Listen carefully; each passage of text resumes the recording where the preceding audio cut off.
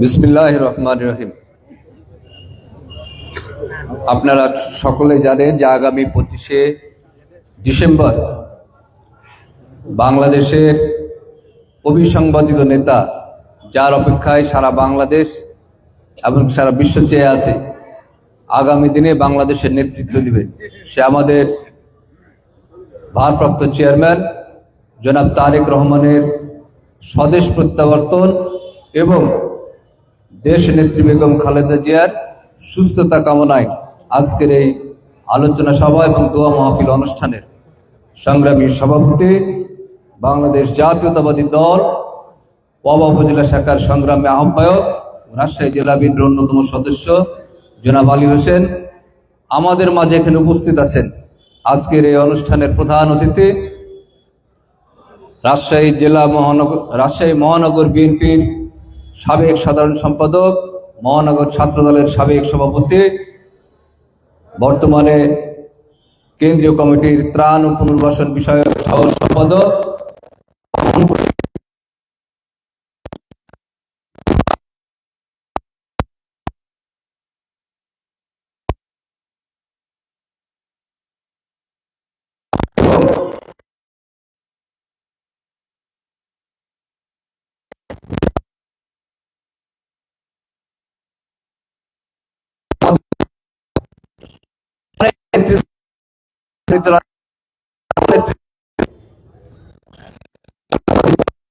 জাতীয়তাবাদী যুবদল, ছাত্রদল, জাতীয়তাবাদী কৃষক দল, জাতীয়তাবাদী শ্রমিক দল, জাতীয়তাবাদী মহিলা দল, জাতীয়তাবাদী তরুণ দল সহ সকল অঙ্গ সংগঠনের সকল পর্যায়ের নেতৃবৃন্দ এবং আমার সামনে উপস্থিত এই দলের ধারক বাহক নেতৃবৃন্দ সকলকেই আমার পক্ষ থেকে, জাতীয়তাবাদী দল রাজশাহী জেলা শাখার পক্ষ থেকে আপনাদেরকে জানাই অভিনন্দন।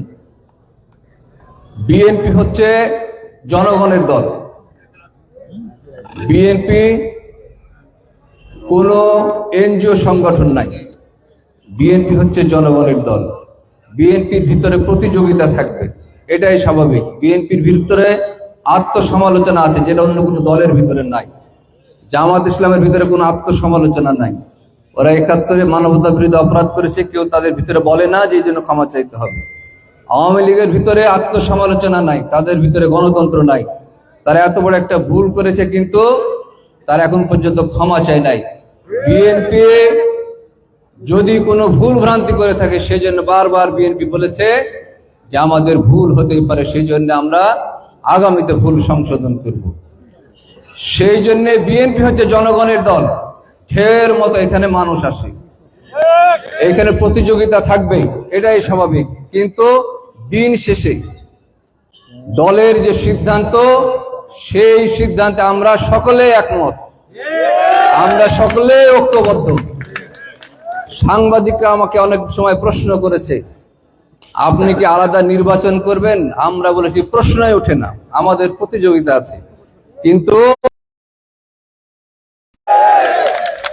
আমাকে বলেছে আপনাদের ভিতরে দ্বিধা বিভক্ত থাকবে না, আমি বলেছি না, একদিনে সকল দ্বিধা দ্বন্দ্ব একদিনে নিরসন হয়ে যাবে। আমরা সেই দিনের জন্য অপেক্ষায় ছিলাম, সেটি আজকে হয়ে গেছে ইনশাল্লাহ, আপনারা দেখতে পাচ্ছেন। সুতরাং এটাই হচ্ছে বিএনপি। দলের ভিতরে গণতন্ত্র থাকবে, নেতৃত্বের প্রতিযোগিতা থাকবে, কিন্তু সেইটি প্রতিহিংসায় রূপ নেবে না, এইটাই আমরা বিশ্বাস করি।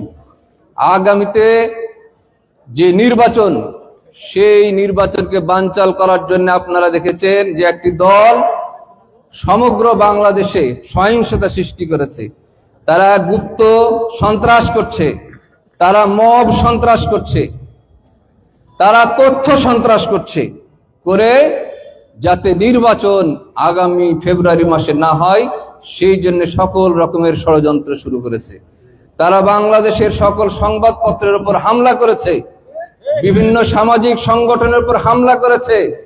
তারা মানুষকে, বিএনপির কর্মীর বাড়িতে তালা মেরে তার বাড়িতে আগুন ধরিয়ে দিয়ে বাচ্চা শিশুকে হত্যা করেছে। তারা একজন অন্য ধর্মাবলম্বী লোককে, একজন যুবককে মিথ্যা অপবাদ দিয়ে তাকে পুড়িয়ে মেরেছে এবং তাকে গাছে টাঙিয়ে হত্যা করেছে। এইটি হচ্ছে তাদের আগামী নির্বাচনকে বানচাল করার ষড়যন্ত্র। এইটি আমাদেরকে বুঝতে হবে এবং আমাদের সকল নেতা কর্মীকে সামাজিক মাধ্যমে অত্যন্ত সজাগ হতে হবে। আপনারা কেউ জামাত শিবিরের বিরুদ্ধে তারা এত অপবাদ দিচ্ছে, তাদের বিরুদ্ধে আপনারা কেউ কাউন্টার করেন না সামাজিক যোগাযোগ মাধ্যমে।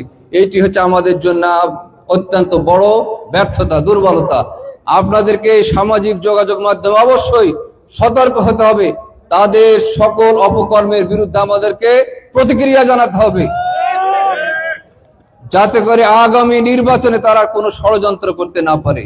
এবং আজ থেকে আগামী ফেব্রুয়ারির 12 তারিখ পর্যন্ত আমাদের সকল মহল্লায়, সকল গ্রামে, সকল ওয়ার্ডে, সকল ইউনিয়নে, সকল জায়গাতে আমাদের ঐক্যবদ্ধভাবে নির্বাচন করতে হবে। লক্ষ্য একটাই, সেটা হচ্ছে ধানের শীষকে বিজয়ী করতে হবে। এটাই হচ্ছে আমাদের লক্ষ্য। সুতরাং আজ থেকে আমরা প্রত্যেকটা পাড়া মহল্লায় একসাথে কি হয়েছে, এতদিন প্রতিযোগিতা হয়েছে, সেইটি বাদ দিয়ে আগামীতে আমরা দেশ নেত্রী বেগম খালেদা জিয়ার নেতৃত্বে, জনাব তারেক রহমানের নেতৃত্বে আমরা ঐক্যবদ্ধভাবে কাজ করবো ইনশাআল্লাহ, এবং ধানের শীষের বিজয় সুনিশ্চিত করবো ইনশাআল্লাহ। বাবা মোহনপুরে, বাবা মোহনপুর হচ্ছে বিএনপির ঘাঁটি, বাবা মোহনপুর হচ্ছে বেগম খালেদা জিয়ার ঘাঁটি, বাবা মোহনপুর হচ্ছে জনাব তারেক রহমানের ঘাঁটি। বাবা মোহনপুর আগামী দিনে আমাদের নমিনেশন দিয়েছে মিলন ভাই, উনার ঘাঁটি, আমাদের সকলের ঘাঁটি এটি। এইখানে কোন প্রতিক্রিয়াশীল শক্তিকে নির্বাচিত হতে দেওয়া যাবে না। এইখানে কোন মানবতা বিরোধী অপরাধীকে নির্বাচিত হতে দেওয়া যাবে না। সেই জন্য আমাদেরকে ইস্পাত কঠিন ঐক্য গড়ে তুলে ধানের শীষের বিজয় সুনিশ্চিত করতে হবে। এবং আগামী 25শে ডিসেম্বর জনাব তারেক রহমান দেশের মাটিতে পা রাখবেন, সেই দিন আপনাদের সকলকে দলে দলে যোগদান করার উদাত্ত আহ্বান জানাচ্ছে। এবং পাশাপাশি আজকে আমাদের যে প্রধান অতিথি, উনিও দিক নির্দেশনা দিবেন কিভাবে আমরা যাব, আপনারা যাবেন, এই দিক নির্দেশনা উনি দিবেন। আপনাদের মাঝে ইতিমধ্যে প্রত্যেকটা সম্ভাব্য প্রার্থীদেরকে নিয়ে এই বিষয়ে সম্ভবত মিটিং করেছে, এটা ভালো মিলন ভাই বলতে পারবে। বিগত 18 তারিখ সম্ভবত ঢাকা গুলশান অফিসে মিটিং হয়েছে, সেখানে দিক নির্দেশনা দিয়েছে কিভাবে ভোটের প্রচারণা চালাতে হবে এবং আগামীতে 25শে ডিসেম্বর যে মহাসমুদ্রে পরিণত করতে হবে সে বিষয়ে তিনি মূল্যবান বক্তব্য দিবেন। পরিশেষে আপনাদের সকলের সুস্বাস্থ্য ও দীর্ঘায়ু কামনা করে, দেশনেত্রী বেগম খালেদা জিয়ার সুস্থতা কামনা করে এবং তারেক রহমানের সুস্বাগতম জানিয়ে আমরা